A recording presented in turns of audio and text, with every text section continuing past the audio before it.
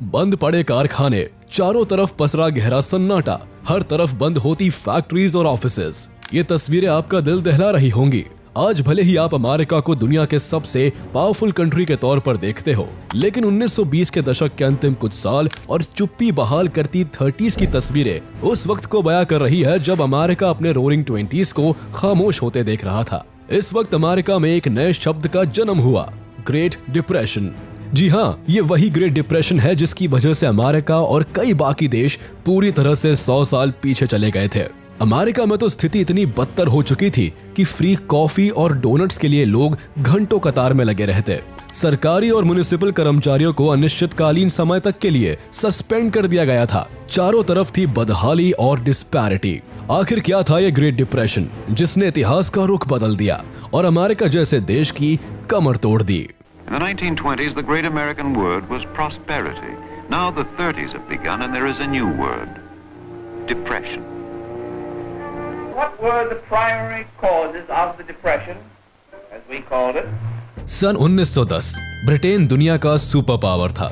आधी दुनिया पर यूरोप के ही कुछ देशों का राज था और अमेरिका लीडिंग इंडस्ट्रियल पावर बनकर उभर रही थी। सब सही चल रहा था और तभी 28 जुलाई 1914 को यूरोपियन देश ऑस्ट्रिया ने अपने राजकुमार की बोस्निया में हत्या का शक सर्बिया पर जताया और पड़ोसी देश सर्बिया पर अटैक कर दिया। सर्बिया ऑस्ट्रिया हंगरी से बहुत छोटा था, इसलिए युद्ध में उनकी ओर से लड़ने के लिए उसने रूस से मदद मांगी।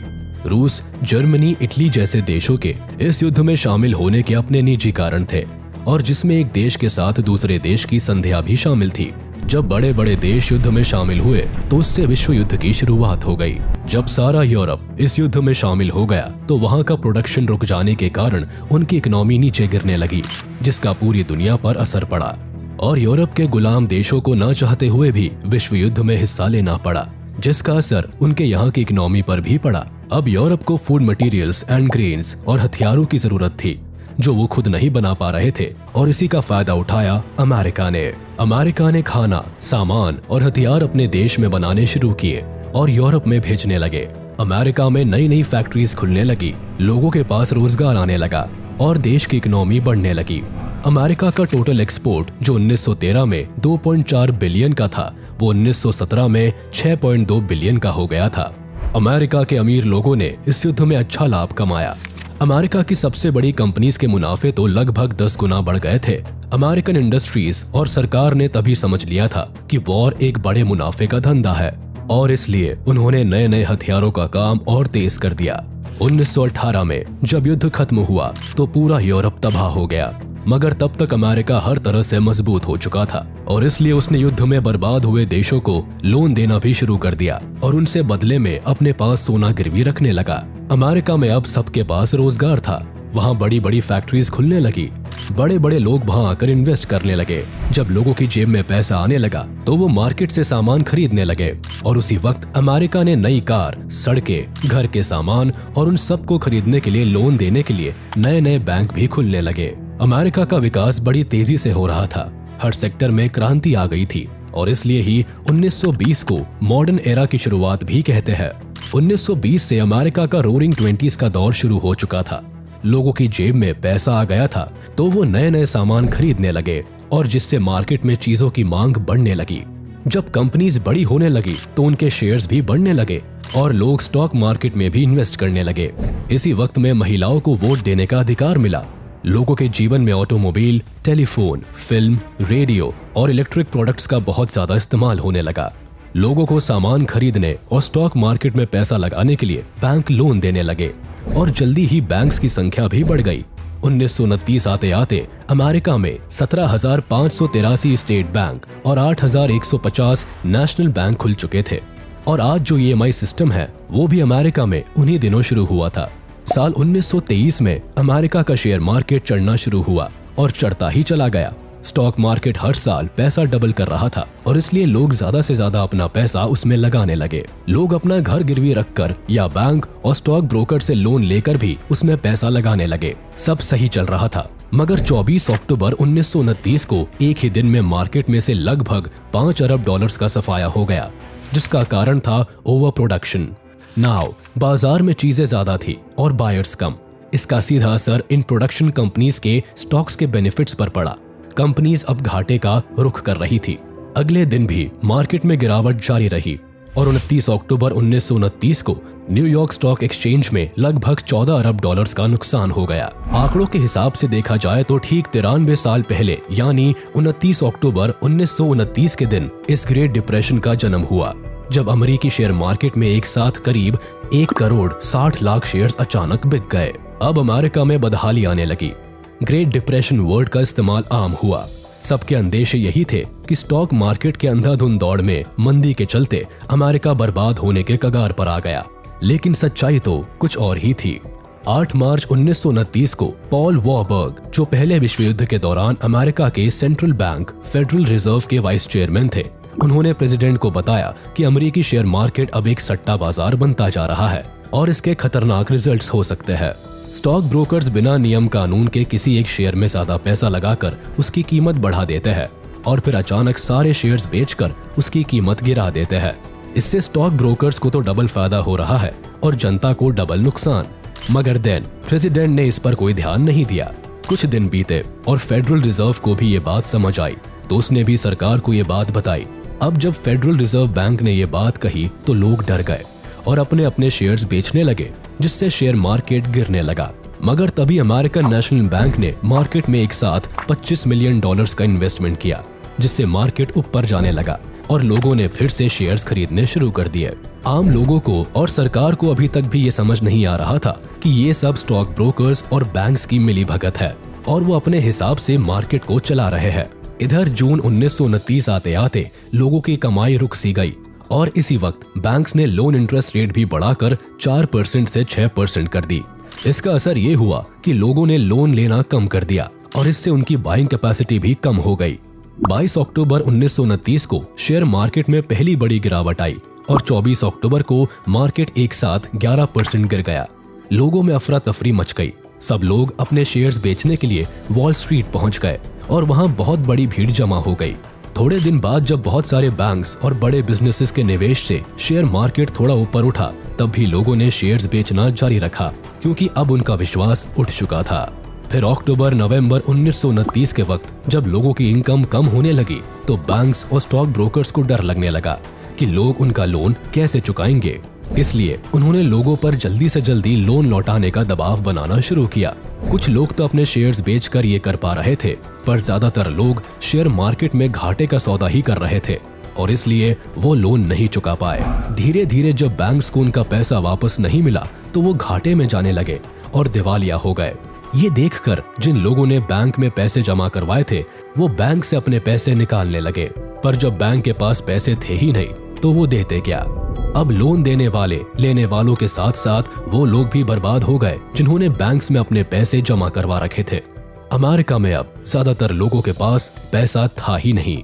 अब जब लोगों के पास पैसा नहीं रहा तो वो कुछ भी खरीदने की हालत में नहीं थे और इसी का असर किसानों पर भी पड़ा।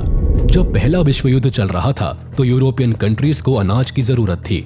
ऐसे वक्त पर अमेरिका के किसानों ने अपने प्रोडक्शन को बढ़ाने के लिए कई तरह के कदम उठाए, जैसे नई नई मशीनें लेना, जमीनें खरीदना और जमीनें किराए पर लेना। In this course of action किसानों को खूब मुनाफा भी हुआ और वो अमीर भी हुए। मगर जब युद्ध खत्म हुआ तो अनाज की मांग कम होने लगी, मगर किसानों ने प्रोडक्शन अभी भी जारी रखा क्योंकि अब लोग उनसे कम कीमत में अनाज खरीद रहे थे और किसान अपना खर्चा निकालने के लिए ज्यादा से ज्यादा अनाज बेचना चाह रहे थे। 1929 आते आते जब लोगों की जेब में पैसा खत्म होने लगा तो फिर किसान कैसे बच सकते थे और इसलिए वो भी अब सड़कों पर आ गए। एक तरफ प्रोडक्शन बढ़ रहा था और दूसरी तरफ बेरोजगारी में भी उतनी ही तेजी से बढ़ोतरी हो रही थी। बेरोजगारी बढ़ने से लोगों, विशेषकर मजदूरों की कमाई में बहुत कमी आ गई। कारखानों में मजदूरों की छटनी शुरू हो गई और तैयार माल को कीमत कम करके बेचने की कोशिश होने लगी, जिससे इकोनॉमिक क्राइसिस की स्पीड और तेज हो गई। अमेरिका ने जब ये देखा तो अपने किसानों और बिजनेस को बचाने के लिए बाहर से आने वाले सामान पर इंपोर्ट ड्यूटी लगा दी, जिससे कि अमेरिका में बना सामान ज्यादा बिक सके। मगर अमेरिका के साथ साथ दूसरे देश भी अपनी इकोनॉमी सही करना चाहते थे और युद्ध के बाद सभी देश आत्मनिर्भर बनकर खुद को इस युद्ध में हुई बर्बादी से उभारने की कोशिश कर रहे थे। अमेरिका को देखते हुए दूसरे देशों ने भी बाहरी देशों से आने वाले माल पर हायर टैक्स लगाए एंड विदेशों से आने वाले सामान की मात्रा तय कर दी। हर जगह विदेशी चीजों की जगह स्वदेशी चीजों के इस्तेमाल करने पर जोर दिया जाने लगा। इमिग्रेशन कंट्रोल से संबंधित नए नए कानून लागू कर दिए गए। अब इसका असर ये हुआ कि इंटरनेशनल बिजनेस पहले की तुलना में काफी कम हो गया।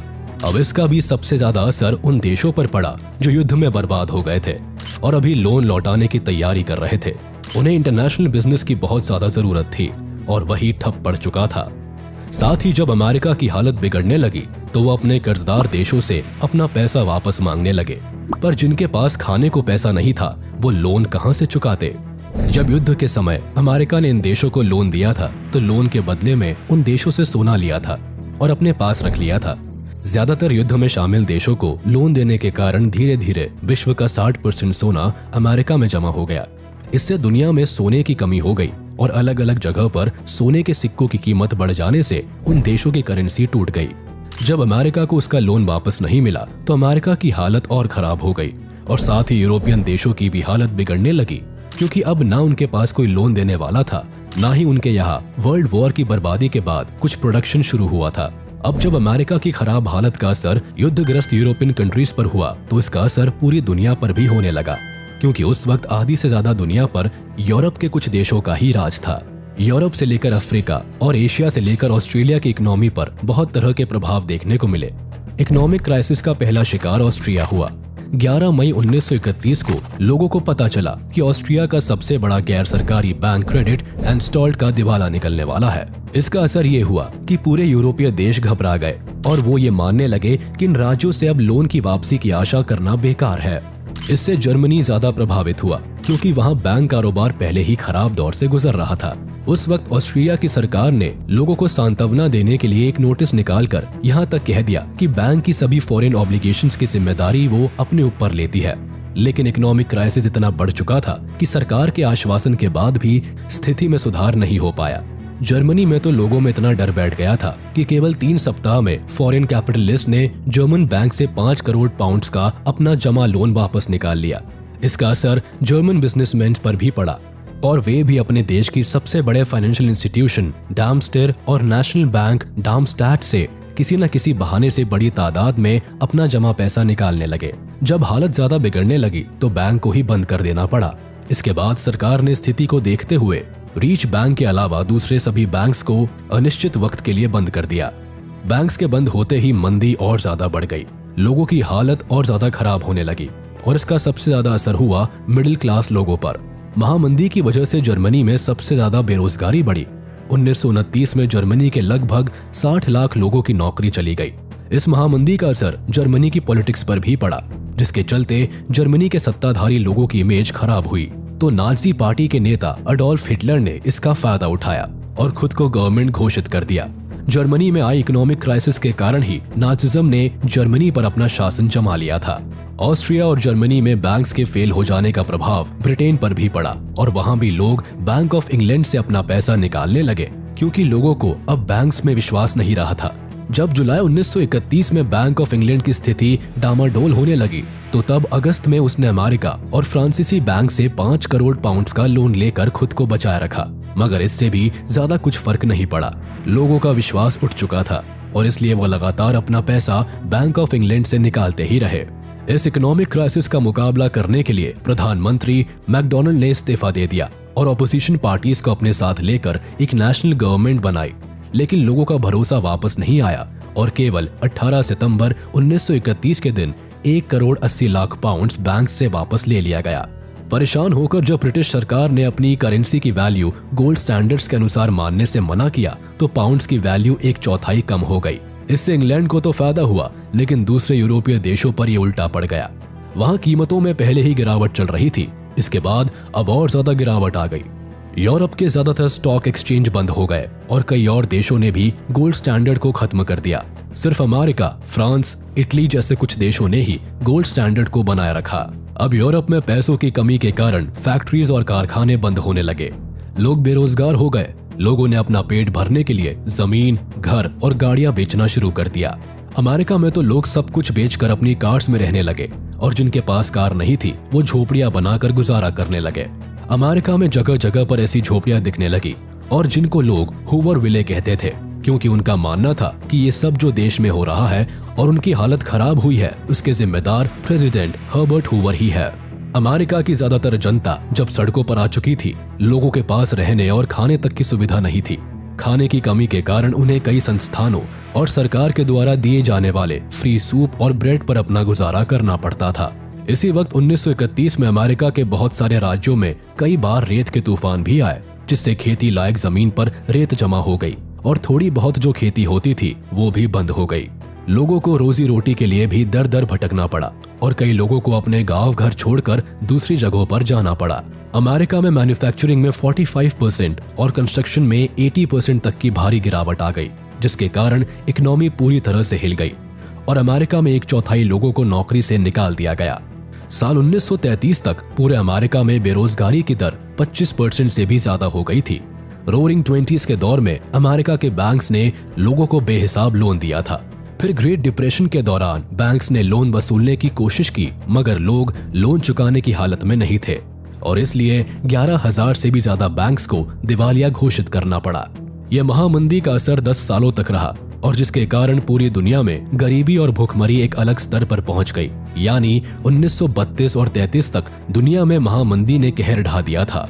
ग्रेट डिप्रेशन अपने जोरों पर थी, सभी देश उससे उभरने की कोशिश भी कर रहे थे और मगर अमेरिका की हालत सबसे ज्यादा खराब थी।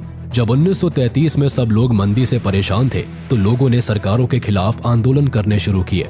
इसका असर ये हुआ कि जब 1933 में अमेरिका में इलेक्शंस हुए तो नए प्रेसिडेंट बने फ्रैंकलिन डेलानो रूजवेल्ट। उन्होंने प्रेसिडेंट बनते ही अमेरिका को इस मंदी से उभारने का काम शुरू कर दिया, जिसे न्यू डील प्रोग्राम कहा जाता है। इसमें उन्होंने बैंक्स, मार्केट और शेयर मार्केट के लिए नियम कानून बनाए, जैसे emergency banking bill, the Glass Steagall act, the farm credit act, the national industry recovery act, the truth in security act. ऐसे कई जरूरी बिल पास करके उन्होंने आम लोगों को भरोसा दिलाया कि अब वो बैंक में और शेयर मार्केट में पैसा लगा सकते हैं, क्योंकि अब वो सुरक्षित है। लोगों ने उन पर भरोसा दिखाया और जिनके पास पैसे थे उन्होंने बैंक्स और शेयर मार्केट्स में पैसा लगाना शुरू किया, जिससे शेयर मार्केट फिर से ऊपर उठने लगा। इसके अलावा अमेरिका को हर साल सूखे का सामना करना पड़ता था, जिसके लिए प्रेसिडेंट ने जगह जगह पेड़ लगाने का अभियान शुरू करवाया, जिसमें कई लोगों को रोजगार भी मिला। अमेरिका की गाड़ी धीरे धीरे पटरी पर आने लगी थी। अब बैंक शेयर मार्केट में इन्वेस्ट करने के लिए लोन नहीं देता था और दूसरे लोन भी पूरे कागज देखकर ही देता था, जिससे बैंक्स को नुकसान होने का डर कम हो गया। अमेरिका में फिर से काम चालू होने लगा और 1937 आते आते बेरोजगारी दर कम होकर 14.3% पर आ गई। ये सब चल ही रहा था कि यूरोप में दूसरा विश्व युद्ध शुरू हो गया और हुआ ये कि जब 1939 में दूसरा विश्व युद्ध हुआ तो यूरोप को हथियारों और दूसरे सामान की जरूरत पड़ी और इसी का फायदा उठाया अमेरिका ने। उसने अपनी बंद पड़ी फैक्ट्रीज फिर से चालू कर दी और नए नए आधुनिक हथियार बनाकर यूरोप को बेचना शुरू कर दिया। युद्ध के कारण दुनिया में फिर से अनाज की कमी हुई और अमेरिका के किसानों की हालत भी फिर से सुधरने लगी। बाद में 1941 में अमेरिका भी इस युद्ध में शामिल हुआ। जब दूसरा विश्व युद्ध खत्म हुआ तब तक अमेरिका फिर से मजबूत हो चुका था और उसके बाद उसने पीछे मुड़कर नहीं देखा। और जब अमेरिका मजबूत हुआ तो उसके साथ ही दुनिया से भी महामंदी धीरे धीरे खत्म होने लगी, क्योंकि महामंदी की शुरुआत भी अमेरिका से ही हुई थी। ग्रेट डिप्रेशन ने सिर्फ दुनिया का नुकसान ही नहीं किया बल्कि दुनिया को बदल कर रख दिया था। ग्रेट डिप्रेशन के चले जाने के बाद दुनिया में कई तरह के बदलाव आए। द सोवियत यूनियन एक कम्युनिस्ट देश था, जिसकी वजह से उसने खुद को पूरी तरह से कैपिटलिस्ट सिस्टम से काटकर अलग कर दिया था। सभी कैपिटलिस्ट देशों ने भी उनसे बिजनेसेस और संबंध खत्म कर लिया। इसका बहुत बड़ा फायदा मिला सोवियत यूनियन को, जिसके कारण वो ग्रेट डिप्रेशन के दौर से खुद को बचाने में कामयाब रहा। इस ग्रेट डिप्रेशन के चलते बड़े बड़े विपक्षी पार्टी के नेताओं ने सत्ता में बैठे नेताओं के खिलाफ ये प्रचार करना शुरू कर दिया कि आम लोगों की इस खराब हालत के जिम्मेदार पूरी तरह से उनके कैपिटलिस्ट नेता ही है। देखा जाए तो फेसिज्म को बढ़ावा देने का काम इस मंदी के दौरान ही किया गया। कई सारे देशों के बड़े बड़े दिग्गज नेता तो सत्ता में थे, उन्हें इस महामंदी की वजह से सत्ता से हटा दिया गया। जर्मनी में इस महामंदी की वजह से ही हिटलर ने सत्ता में अपनी बहुत अच्छी पकड़ बना ली थी। वहीं जापान में हिदेकी तोजो ने चीन में इलीगल तरीके से घुसपैठ कर मैनचूरिया में खदानों का विकास ये कहकर किया कि इससे ग्रेट डिप्रेशन को काफी हद तक राहत मिल सकेगी। इस महामंदी के चलते लोग भूखे प्यासे दर बदर भटकने लगे, जिसकी वजह से लोगों के दिलों में नफरत पैदा हो गई और धीरे धीरे ये नफरत सेकेंड वर्ल्ड वॉर के रूप में बदल गई। ग्रेट डिप्रेशन के दौरान लोग एक दूसरे के ही दुश्मन बन गए थे। धीरे धीरे जब महामंदी के चलते सेकेंड वर्ल्ड वॉर की घोषणा हुई, तब कई सारे देशों जैसे अमेरिका ने अपनी इकोनॉमी को मजबूत करने का सबसे अच्छा तरीका हथियार बनाना चुना। उन्होंने ऐसे ऐसे हथियार बनाए जिससे बहुत सारे देशों में हिंसा, सेना बल और ताकत को बढ़ावा मिला। इसी हथियार बनाने के कारण अमेरिका के कई सारे लोगों को नौकरियां भी मिली और वहां के डोमेस्टिक प्रोडक्शन में बहुत बड़ा बदलाव आया। इसी कारण से जल्द ही अमेरिका महामंदी के दौर से निकलने में कामयाब रहा और अमेरिका को देखने के बाद कई सारे देशों ने इसी रास्ते से भारी मुनाफा कमाना शुरू कर दिया। अमेरिका ने द्वितीय विश्व युद्ध के बाद मार्शल लॉ के नियम अनुसार अपने वेस्टर्न कंट्रीज को मजबूत बनाने की योजना चलाई। विश्व युद्ध से बर्बाद हुए देशों को रिकंस्ट्रक्शन करने के लिए अमेरिका ने अपना बहुत बड़ा योगदान दिया, लेकिन उनका असली मकसद कम्युनिज्म के फैलने को पूरी तरह से रोक देना था और कैपिटलिज्म को बढ़ाना था ताकि अमेरिका उससे अपना बेनिफिट कर सके। इसके लिए अमेरिका ने यूरोपीय देशों को 17 अरब डॉलर्स की मदद दी और इसके बाद अमेरिका की ताकत धीरे धीरे बढ़ती चली गई, जिसको रोक पाना असंभव था। महामंदी का असर भारत पर भी पड़ा। हालांकि भारत उस वक्त ब्रिटिश राज में था।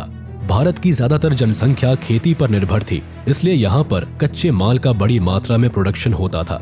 महामंदी से पहले भारत ने एग्रीकल्चरल प्रोडक्ट्स का एक्सपोर्ट और तैयार मालों का इंपोर्ट शुरू कर दिया था। महामंदी के दौर जब इंटरनेशनल मार्केट्स में प्रोडक्ट्स की कीमतें कम होने लगी, तो यहाँ की फसलों के दाम भी बहुत कम हो गए। इसका असर ये हुआ कि साल 1928 से 1934 के बीच भारत में गेहूं की कीमत 50% तक कम हो गई और इंपोर्ट एक्सपोर्ट घटकर लगभग आधा रह गया। इस दौरान किसानों और बिजनेसमैन पर दोहरी मार पड़ी। अनाज की कीमतों के निचले स्तर पर चले जाने से उनकी इनकम तो कम हुई ही, साथ ही ब्रिटिश सरकार की तरफ से लगान वसूली में भी कोई छूट नहीं दी गई। सबसे ज्यादा खराब हालत तो उन लोगों की थी जो वर्ल्ड मार्केट के लिए सामान बनाते और बेचते थे। जब बिजनेस ही बंद हो गया तो वो क्या करते? इतना ही नहीं, जब भारत से एक्सपोर्ट घट गया तो पटसन यानी जूट की कीमतें भी 60% से ज्यादा की गिरावट आ गई, जिससे बंगाल के वे खेतीहर मजदूर जिन्होंने अच्छी कमाई की उम्मीद में कच्चे पटसन की खेती शुरू कर दी थी, वे कर्ज के बोझ से दब गए। कमाई का कोई साधन ना होने के कारण धीरे धीरे उनकी सारी बचत ही खत्म हो गई। उसी दौरान किसान और खेतीहर मजदूरों के साथ साथ दिहाड़ी कामगारों के सामने भी खाने के लाले पड़ गए थे। उनके पास 2 वक्त की रोटी के लिए भी पैसा नहीं था। ऐसे में उन्होंने अपने खर्चे चलाने के लिए घर के गहने जेवर मार्केट में बेचना शुरू कर दिया। मार्केट में भारी मात्रा में सोना पहुंचने लगा और ब्रिटिश सरकार ने लोगों की इस मजबूरी का पूरा फायदा उठाया। उन्होंने भारत से gold and other precious metals का एक्सपोर्ट शुरू कर दिया, जिससे ब्रिटेन की इकोनॉमी तो सुधरी, लेकिन भारतीय किसानों की स्थिति में कोई बदलाव नहीं हुआ। साल 1931 में ग्रेट डिप्रेशन अपने चरम पर थी और भारत के लोग ब्रिटिश शासन होने के कारण बेवजह उससे जूझ रहे थे। ऐसा नहीं है कि भारत में सभी लोगों पर महामंदी का एक जैसा असर पड़ा था। भारत के शहरों में रहने वाले फिक्स सैलरी कर्मचारियों और उन जमींदारों जिनकी कमाई फिक्स थी, उन पर इस महामंदी का ज्यादा असर नहीं दिखा, क्योंकि कमाई का एक साधन होने के कारण उन्हें दूसरे लोगों की तरह खतरनाक हालात का सामना नहीं करना पड़ा था। तो 1929 में शुरू हुई महामंदी 10 साल बाद 1939 के आसपास जाकर खत्म हुई और इसलिए इसे आज तक की सबसे ज्यादा दिन तक चलने वाली मंदी कहा जाता है, द ग्रेट डिप्रेशन।